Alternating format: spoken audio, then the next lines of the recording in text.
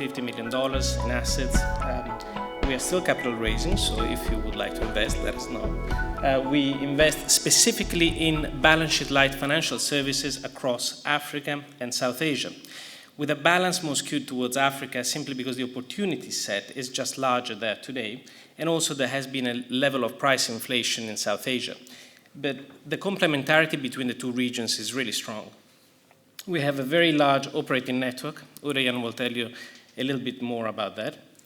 We've got a specific focus on growth equity. So we will only invest in capital increases and in replacement equity in entrepreneurial-led companies. So the first point is obvious, and it's known by everyone. The income gap between developed and growth markets is enormous. When you look at high-income markets, effectively the United States and Western Europe, you have an average GDP per capita on nominal basis of $38,000. And actually, if you look at the United States, it's about $50,000. Compared to Sub-Saharan Africa, on average, 1,600. I think now, after the Nigerian revision, is probably closer to about 2,000 on average. But even if you look at other countries, such as India, you actually end up at 3,000. So the income gap is enormous. And this has a very strong significance for the type of financial products that you can offer these people. Effectively, what you can offer people in the United States is not going to work by its very structure for a population with income level that are a tenth or less of the same. So the redesign of financial products is necessary. It's absolutely needed. It's not enough to simply shave down a few functionalities of a specific product in order to achieve a profitable and sustainable financial institutions or financial service. A second point that you're all very familiar with, but again, it has an implication, is about the penetration of distribution networks, of last mile distribution, if you will, if you want to use a telecom kind of nomenclature, in banking versus the mobile cellular distribution. Now, what's really interesting about this is the ratio is 1 to 10 if you look at high income versus Sub-Saharan Africa countries. And it's only 1 to 3 if you look at mobile cellular subscription. Now, I'm talking about bank branches versus mobile cellular subscription. If you start looking at ATM penetration, it's even less. In terms of Sub-Saharan Africa, it's 5 versus 73 per 100,000 inhabitants.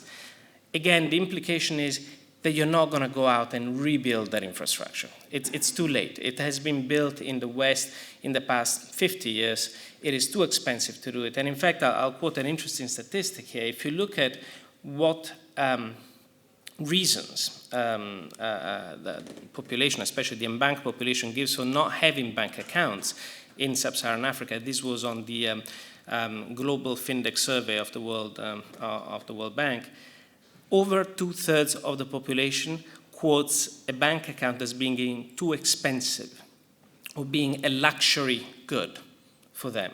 Now, this is preposterous. This is incredible.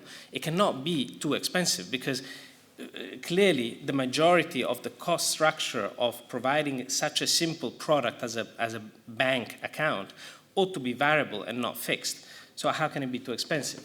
You start having a very clear picture that if the dematerialized good, the quintessentially dematerialized good, namely financial services, can be distributed through the quintessentially non-physical distribution network, namely mobile telephony, you have got an obvious solution there.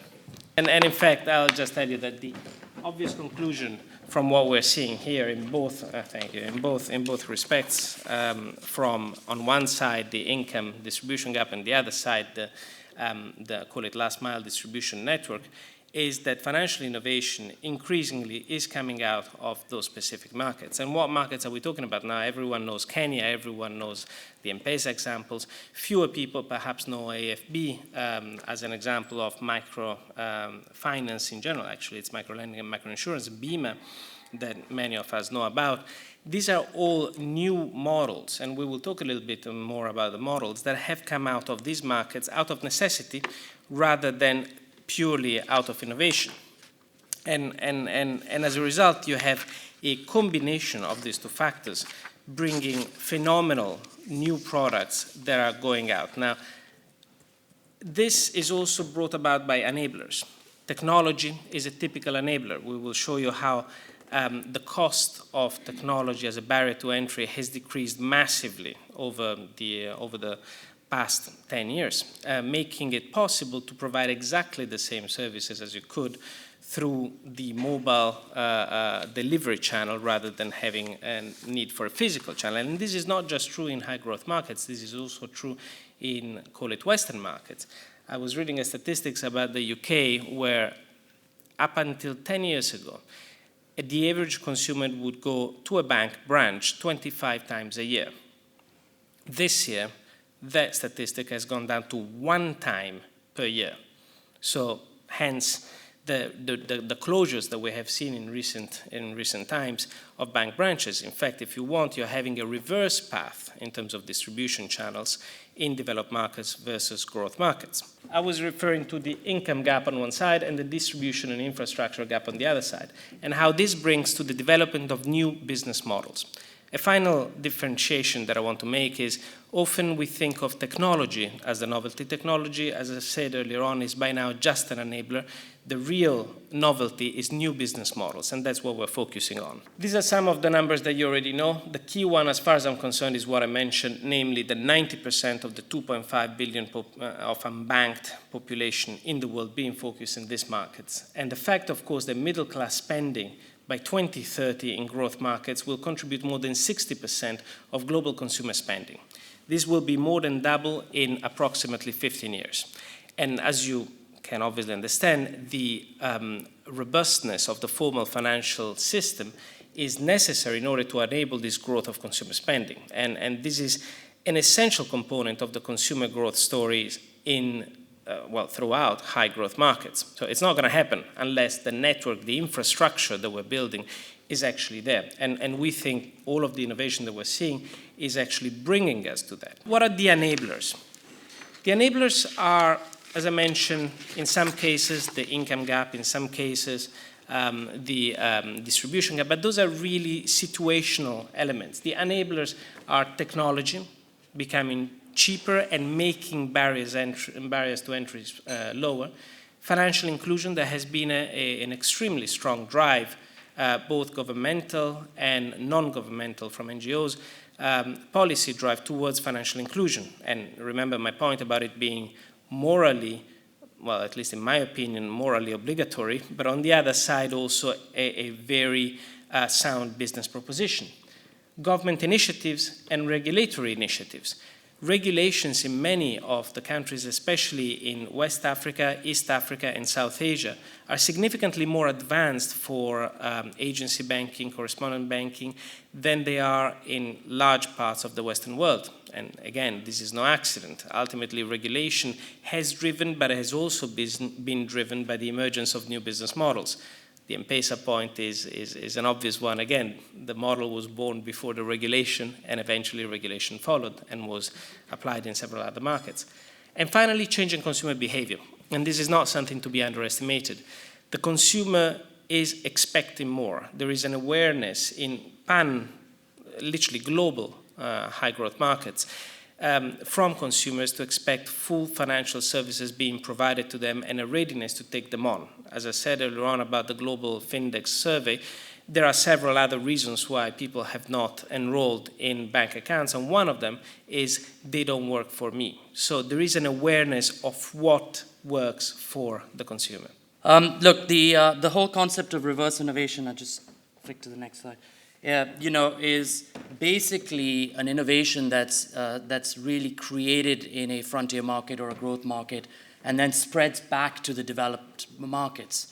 So, over the last, 100, 150 years, what we've seen is that innovation has largely been led in some of the classic developed markets that we're used to. What is now starting to happen in a major way, supported by a number of huge demographic shifts and trends, is in fact innovation is coming in the other direction. We are sitting in a confluence of some very interesting factors that create a ideal, or shall we call it the perfect storm, for the development of very interesting new business models in those markets. What we thought we'd do is focus on a few examples, probably the first of which is on alternative banking channels.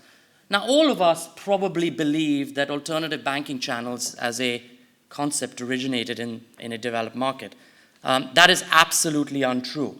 In fact, the pioneer of creating alternative banking channels happened to be DenizBank, which is a niche bank in Turkey. And they were really the first bank in the world that allowed you to access your bank account through your Facebook page. This is now becoming more ubiquitous amongst the branches. And the point of this isn't necessarily that you can access your account through Facebook.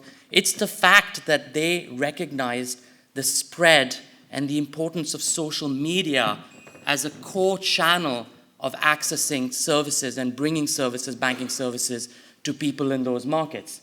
The next example is in the payments infrastructure world. So if you look at the payments infrastructure, we now in the UK, for those of you who live here, know that there's something called faster payments, which is the ability to transfer money from account to account instantly. Now, most people in this room probably, or most people I talk to, think that that innovation of doing instant transfer of money from account to account originated in a developed market. Again, not true. The first real-time money transfer system from account to account originated in India.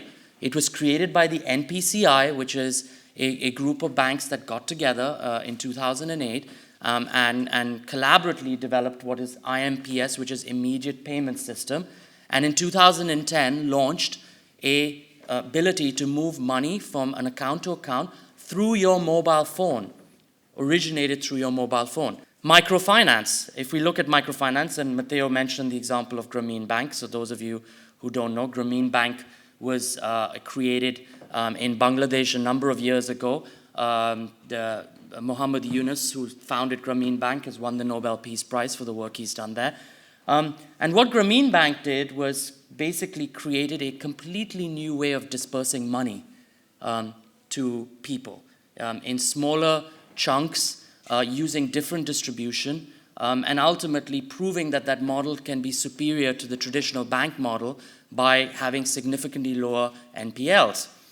Now what's interesting is that Grameen Bank has recently moved to America. And indeed, Grameen America is one of the fastest growing financial institutions in that region. And so again, bringing the lessons learned, the technologies in those frontier markets back into the developed markets. And so finally, just one final point which underlies a lot of banking infrastructure and financial services infrastructure as we know it, is credit scoring. Today in developed markets, we rely on arcane credit scoring through companies like Experian and Fair Isaacs.